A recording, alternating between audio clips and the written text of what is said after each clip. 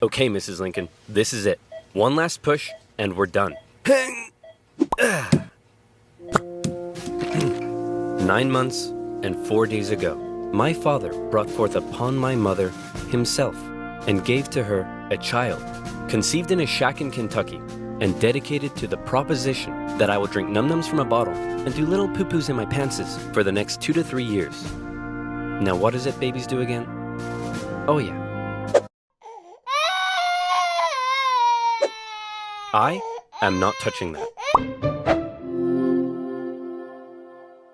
Abraham Lincoln grew up with his relatively poor family in Kentucky, eventually moving to Indiana, and finally, Illinois. He read a lot of books, worked a lot of jobs, wrote some questionable poetry, and finally entered the law profession. Despite being self-taught, he turned out to be a pretty clever and astute lawyer. In one case, a guy claimed he witnessed a murder at night, and Lincoln was like, "How could you have seen anything in the dark? There was a bright full moon." A what? A bright full moon. Can you say that again, please? There was a bright full moon. A dim half moon? No, a bright full moon. That's funny, because according to this almanac, there was a dim half moon that night, which makes you a liar. Well, I got a bright full moon for y'all right here. Now that's what I call a rebuttal. Lincoln and his cheekbones weren't only interested in law, however. He also dabbled in the world of politics, serving as a legislator in both local and national assemblies. And what a time it was. Not even 100 years after the Founding Fathers wrote all men are created equal, politicians were already asking, yeah, but what does that mean exactly? It means all men. Yeah, but what does that mean exactly? And not just that. States' rights versus the federal government. What are the executive powers of the president? Is cereal a soup? The Founding Fathers left some of these questions perhaps a little too open to interpretation. And the biggest question of them all was slavery, an ugly mark on what should have been a revolutionary new nation based on liberty and democracy. Thomas Jefferson had written a condemnation of slavery in the Declaration of Independence, but out of fear of losing Southern states' support, it was removed. Hey guys, do you think leaving this a little vague will create any unforeseen problems in the future? Cannonball! And those unforeseen problems were now beginning to rear their ugly heads. As the nation developed, the North and the South developed along two very different lines, and two very different cultural identities emerged. Northern cities began rapidly industrializing, while the southern climate allowed for large plantations of labor-intensive crops. As a result, one half of the country didn't rely on slaves, while the other half had become economically dependent on them. In 1793, Eli Whitney's cotton gin caused the slave trade in the South to explode. While in the North, a growing abolitionist movement was taking root. A general mistrust began to develop between the North and the South, as Northerners felt the South were hell-bent on expanding slavery, and fear spread throughout the South that the North wanted to take their slaves away. In 1819, there were 11 free states and 11 slave states. A perfect balance, a happy medium, a harmonious relationship. Hey guys, nice to meet you. I'm Missouri, and I would like to become the 23rd state. Hey buddy, welcome to the nation. We'll be happy to accept you as a free state. Oh no, you don't. You're trying to get one over on us. Missouri's gonna be a slave state. Okay, listen, why don't we just ask Missouri what it wants to be, and we slave state. Well, then, allow me to introduce to you the newest, freshest state on the scene, Maine. Hey, you can't do that, and you can't have any more slave states above this line. What? The issue of slavery is solved, and it will never come up again. A few years later, it came up again. You see, as America expanded westward, each new state or territory that was added threatened to upend the delicate balance between the slave and free states. If one faction managed to outnumber the other, it could gain an easy majority and force its own ideals on the opposing side, leaving a huge portion of the population feeling spiteful and oppressed. For a while, compromises kicked the can down the road and kept the volatile balance in check, as new free and slave states were roughly added in pairs. But then one loudmouth state just had to barge in and ruin everything as usual. The addition of Texas saw the United States enter into a war with Mexico, which they won, gaining a huge amount of land out west and creating even more problems. Hey guys, nice to meet you. I'm California, and I would like to become the 31st state. Hey buddy, welcome to the nation. We'll be happy to accept you as a southern slave state. Oh no, you don't. You're trying to get one over on us. California's gonna be a free state. Okay, listen, why don't we just ask California what it wants to be, and we can free state. Well, then, Allow me to introduce to you the territories of New Mexico and Utah, able to freely vote for slavery themselves. Hey, you can't do that! And we can enter Northern Territory anytime we want to recapture escaped slaves. What? The issue of slavery is solved and it will never come up again. A few years later, it came up again. In 1854, a Democratic senator from Illinois wanted to build a really cool choo-choo train here and proposed that the territories of Kansas and Nebraska be created open to slavery, even though they were clearly above the Missouri Compromise line. Obviously, the northern states were like, hell no. But the Southern Democrats who controlled Congress at the time were like, well, if you love liberty and democracy so much, then you should let them vote on whether slavery should be legal or not. And so it was. Huge numbers of pro- and anti-slavery settlers rushed to Kansas to sway the vote in their favor. And while they were all there, they began to beat the crap out of each other. One of those settlers was a man named John Brown, a former businessman who failed at just about everything he tried and went arguably insane. He was a radical abolitionist and dedicated much of his life to the Underground Railroad and freeing slaves. One night, in revenge for an earlier raid by pro-slavery forces, he and his sons killed a number of pro-slavery settlers in the territory, helping to kickstart years of violence known as Bleeding Kansas. Kansas and Nebraska both eventually voted in favor of outlawing slavery. But from here, the tension began to grow at a rapid pace. In 1852, author Harriet Beecher Stowe penned Uncle Tom's Cabin, a best-selling novel that exposed the terrible cruelty of slavery to the world. Oh, how awful. How morally corrupt a nation must be to allow such things to happen. Your Majesty, what should we do about all the starving children working in the coal mines? Nothing! In 1854, the Republican Party was formed, and Abraham Lincoln emerged as a leading figure. Southern Democrats viewed the new Republican Party with mistrust, believing it to be radical and abolitionist. In 1856, a politician named Charles Sumner gave a speech in Congress, calling out slave-owning Democrats with fiery language. If slavery was a woman, she'd be an ugly one, and the senator from South Carolina would like to boink her. Representative Brooks, do you have a rebuttal? Oh, I have a rebuttal, all right. Yeah, here's a rebuttal for you.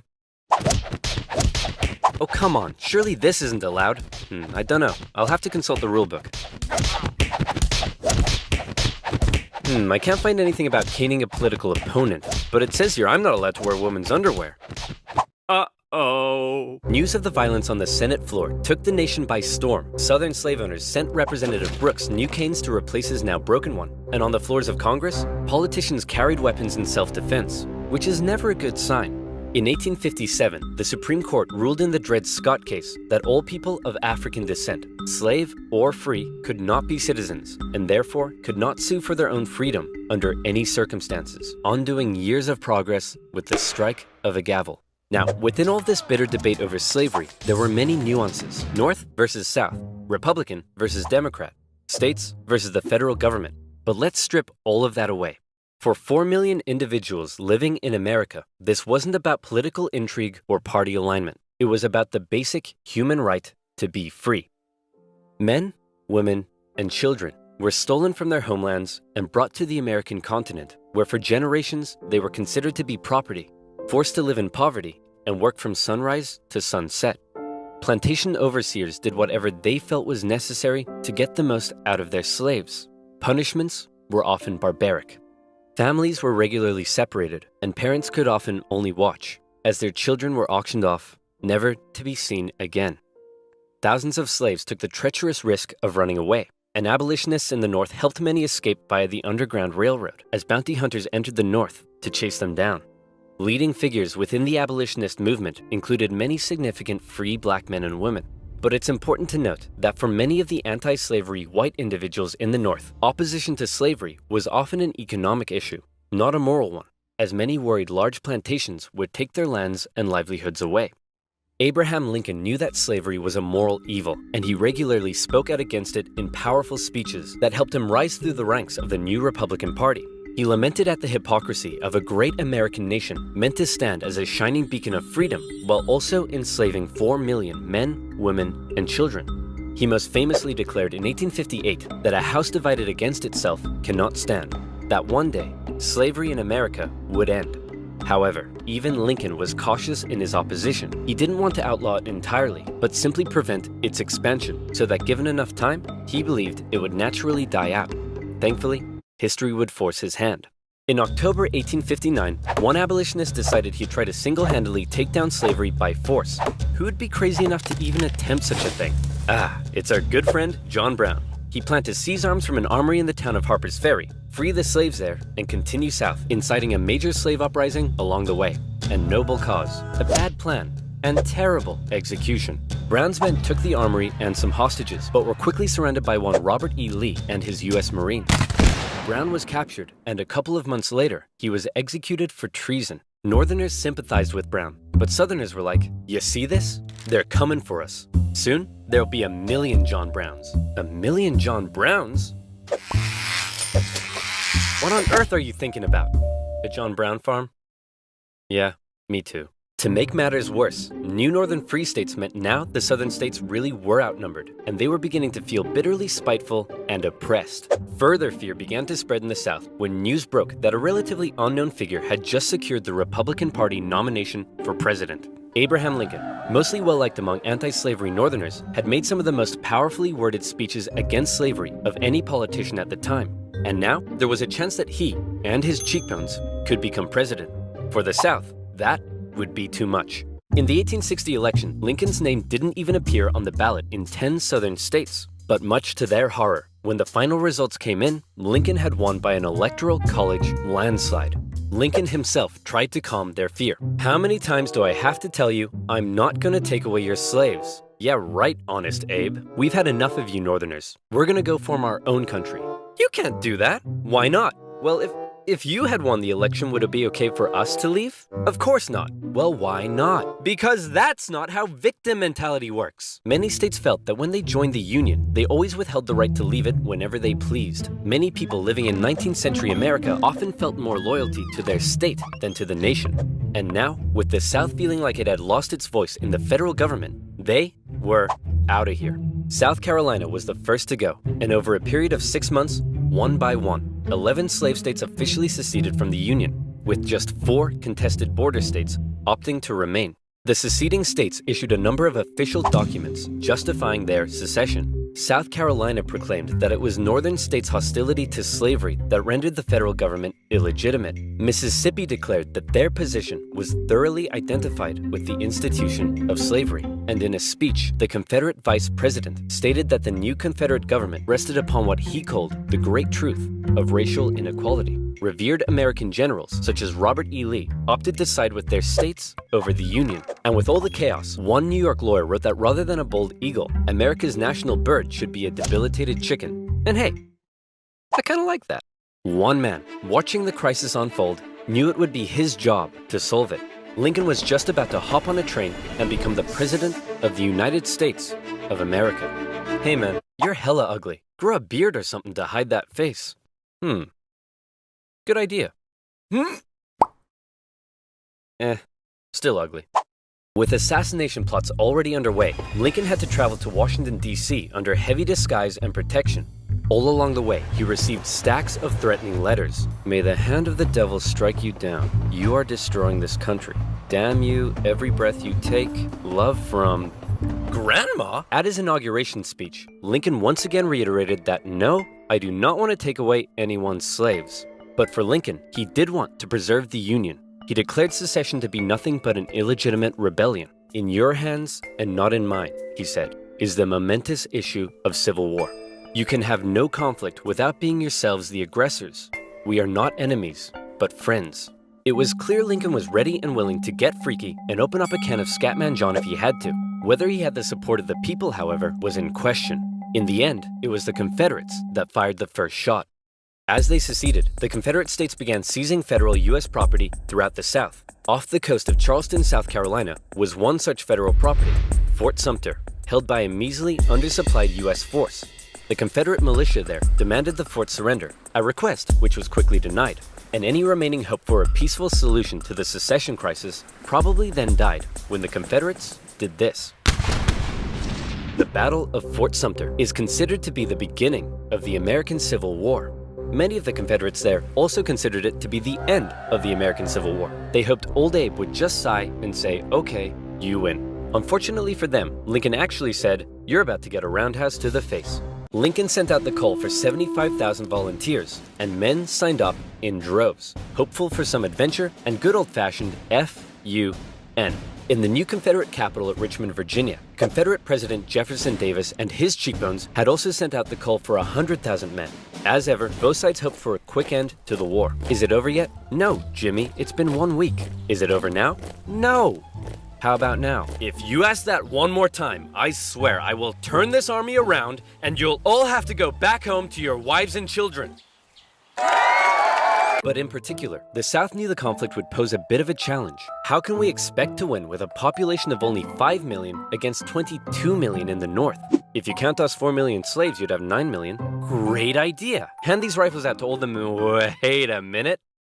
You almost had me there. The problem for Lincoln was that many of his top generals were getting old and were being a bit too cautious. The commanding general was a man named Winfield Scott, a veteran of the Mexican-American War, and by now, he was too fat to even mount a horse. Okay, chaps, we need to come up with a plan.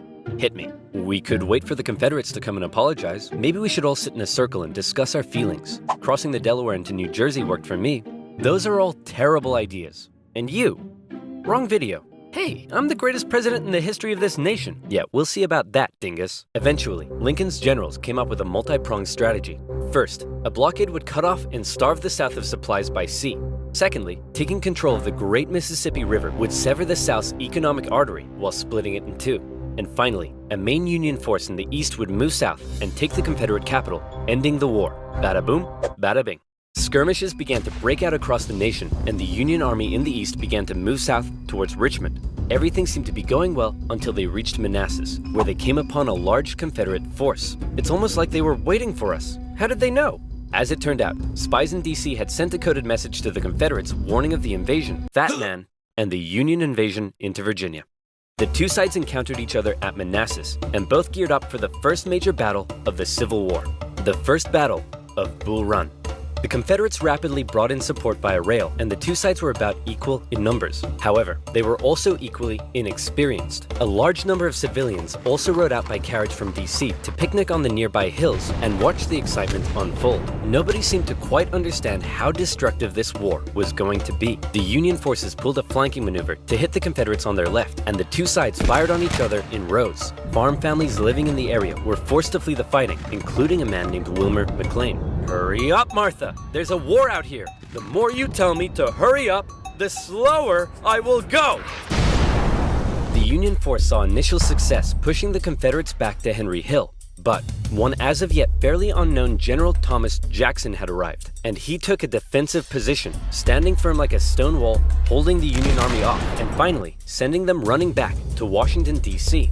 With heavy casualties, the sobering reality of war hit both sides hard, and the North, having just lost the first major battle, had to face the serious prospect that they may not actually win this war. President Lincoln, General Jackson whipped us so hard, the Confederates are calling him Stonewall Jackson. Wait, that's why they're calling him that? Not because he looks like he ran face first into a stone wall? Apparently not. Worse yet, the North had also lost the first major battle out west, giving away control of southwest Missouri.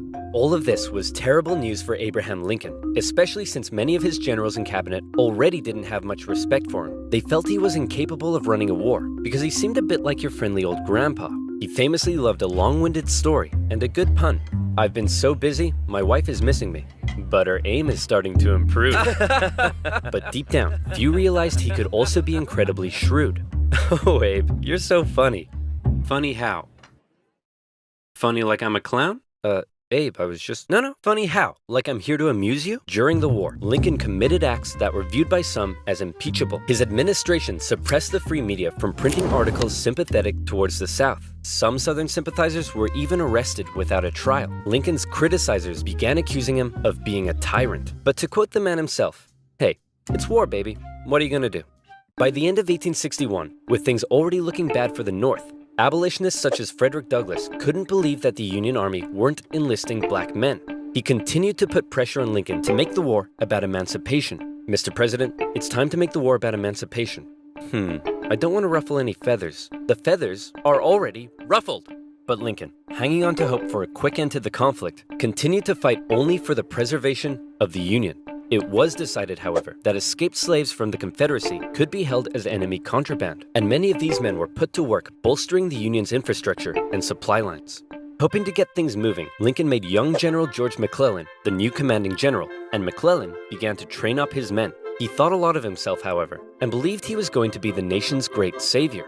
And like many others, he didn't approve of the president's handling of the war. On one occasion, Lincoln went to McClellan's house to meet with him, but McClellan was late returning home. He kept the president waiting, and when he finally got there, he just straight up went to bed. Now that's what I call disrespectful. McClellan talked the talk, but could he walk the walk? No. Like Lincoln's other generals, McClellan was maddeningly cautious. Hey man, could you move south and attack the enemy? What? Are you crazy? What if they have a big scary army down there? They probably do. What? Oh my gosh! McClellan worried that he did not have the numbers he needed to fight effectively. What if they have like 10,000 men? Okay, no problem. We'll get you 20,000 men. Well, what if they have 30,000 men? I'll need 40. Okay, you can have 40. Well, what if they have 50? I'll need 60. Lincoln tried, but it was all in vain. McClellan would not make a move for the rest of the year. The North's one saving grace for now was a general out west fighting in Kentucky and Tennessee, General Ulysses S. Grant. Cool, collected, methodical, and a big fan of whiskey. His chief of staff took it upon himself to keep Grant sober. One officer said that Grant habitually wore an expression as though he were determined to drive his head through a brick wall and was about to do it. And that determination led him to score a number of key victories when others around him were failing. At the Battle of Fort Donelson, Grant was like, "Why does Stonewall Jackson get a cool nickname and I don't? I want a cool nickname." "Sir, the Confederates say they're ready to surrender and want to know your terms." "No terms, just unconditional surrender." Hey, unconditional surrender Grant. That's a pretty cool nickname, right? Guys, right? Later in April 1862, the Confederates launched a sudden attack on Grant's army at Shiloh, but the determined, unconditional surrender Grant threw his lines at the rebels and sent them running. The battle resulted in the heaviest casualties in U.S. history so far, and despite his victory, Grant found himself under fire. You have to get rid of Grant. Why? Didn't he win? Yes, but he just threw his men at the enemy. Isn't that the point? Also, he's a loony drunk. Well, what does he like to drink? I believe whiskey, sir. Then send him more. Lincoln watched as his cabinet did nothing but bicker, and his generals did nothing. But then, worst of all, personal tragedy struck. Lincoln's young son, Willie, very much loved by the president, died of typhoid fever at the age of 11. Lincoln was a sensitive man and was heavily affected by the loss. His wife was inconsolable. But one of Lincoln's greatest traits, what made him such a great leader, was in the darkest of times, with composure and determination, he kept moving forward. He knew it was his responsibility to hold himself and his family together, and by doing so, he hoped to hold the nation together. And he had it with McClellan's inaction. Lincoln decided he was gonna take control. In March 1862, Lincoln firmly ordered McClellan to once again move south towards Richmond. McClellan insisted instead they move by sea to the Virginia Peninsula and attack Richmond from the southeast. "Yes," said Lincoln. "Okay, anything." Lincoln held on to some of McClellan's men to defend D.C. from a nearby Stonewall Jackson wreaking havoc in the Shenandoah Valley, and he sent McClellan south. McClellan landed on the peninsula, and he began to move inland. He came up against a small Confederate army that had dug in at Yorktown. McClellan vastly outnumbered the force, but it's said that Confederate General Magruder deceived McClellan by cleverly maneuvering his smaller force and making McClellan believe he faced a huge army. "No, you have way more men than them. Move forward." No. McClellan settled in for a month-long siege, giving time for Johnston to move south from Manassas and Magruder time to retreat. When he finally entered the city and found it deserted, he declared it a victory, calling his success brilliant. Then, after meeting some resistance at Williamsburg, McClellan moved to within just 20 miles of Richmond, his armies able to hear the church bells ringing in the enemy capital. You still outnumber them. Go give them hell. No. McClellan once again held back, moving slowly and defensively, and with his army split in two, the Confederates saw an opportunity to strike back. McClellan's advance was halted, and now the Confederates pulled an ace out of their sleeve. "General Lee, you're up. Do you think we should evacuate Richmond?" "No, Mr. President, no need." General Robert E. Lee, one of the most brilliant military commanders of the time, was now in charge. One of his biggest strengths was his ability to read the mind of his enemy, and he knew McClellan was cautious and weak. After moving Stonewall Jackson south to join him, and even though he had a smaller army, Lee hit McClellan in a series of fast-paced, close combat battles that had McClellan spooked. McClellan retreated the Union Army back again and again and again, escaping the peninsula and returning to D.C. Lee had defeated McClellan, and the campaign had failed. Well, that was a major success. A success? Tell me exactly what was successful about that. Well, we successfully retreated. You lost. I didn't lose. I merely failed to win. things just kept looking worse for the North. At least their Navy had seen some success, capturing a number of key port cities, notably when they steamrolled past Confederate forts to take New Orleans. And speaking of the Navy, both sides had begun using ironclads. So that's pretty cool. But in the East, they still weren't having any luck. After McClellan's disastrous campaign, Lincoln briefly sent out one General John Pope to attack Northern Virginia. Hey man, just checking in. How's it going? Well, the Confederates kicked my butt at Cedar Mountain. Then they raided my camp and ran off with my money and clothes. Also, I appear to have been wedgied. Lee defeated Pope at yet another battle at Bull Run, in which nearby farm families once again got caught up in the fighting. Hurry up, Martha! There's another war out here! I'm waiting for my hair to dry! Wilmer McLean, sick of war, moved his family south, where he knew the war would definitely, absolutely, never touch him again. But Lincoln had yet another problem to contend with. European powers, in particular the UK, were looking increasingly like they may intervene diplomatically on the side of the Confederates. They were missing their precious supply of southern cotton because of the Union blockade, and they wanted to see a swift conclusion to the war. The tension between America and Great Britain had been increasing, especially after Confederate diplomats were discovered on a British ship. Now, after McClellan's failure to take Richmond, the UK declared it impossible for the North to win. Lincoln needed something to prevent Europe from getting involved, and after more petitioning from abolitionists, he decided maybe the time was finally right to make the war about ending the institution he hated, slavery. If the North had a noble cause to fight for, Europe would be less likely to intervene. But Lincoln and his cabinet knew before they could declare something as radical as emancipation, they needed a victory, especially now that the Confederates were about to go on the attack. Aware that he had a limited number of men and supplies, Lee now hoped that if he could just threaten Washington, D.C. militarily, he would gain Europe's recognition and crush Northern morale in time for the midterm elections, forcing the North to negotiate. With confidence at an all-time high, for the first time, Robert E. Lee invaded the North. But on September 13th, the North finally had some luck. Oh boy, it's my lucky day! A cigar in a field. Hey, what's this wrapped around it? Oh my gosh! That's right, the North had discovered General Lee's battle plans wrapped around some cigars. And in them, they saw that Lee had split up his forces. McClellan headed out from D.C., and the two sides met in the Battle of Antietam, a crucial battle that would decide the course of the war. It saw the most vicious fighting to date, and still remains the single bloodiest day in American history. But, for once, the North came out victorious, and Lee was forced to retreat. He's on the run. Chase him down and finish him off. No. You know what, old buddy, old pal? You're fired. The North had won their crucial victory. Lincoln breathed a huge sigh of relief, and with that win, he was prepared to take a huge step.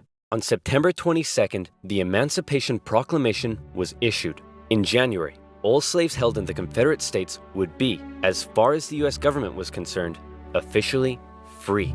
Throughout the North, free black men and women rejoiced, knowing that if the North were to win, their brothers and sisters would no longer be held in bondage. The proclamation also had the intended effect on Europe, who were not willing to oppose a pledge to end slavery. An outraged Confederacy knew that Lincoln had given the war a new meaning. It was no longer just about the preservation of the Union. Now, it was about creating a new Union, washed clean of its original sin. A Union without slavery.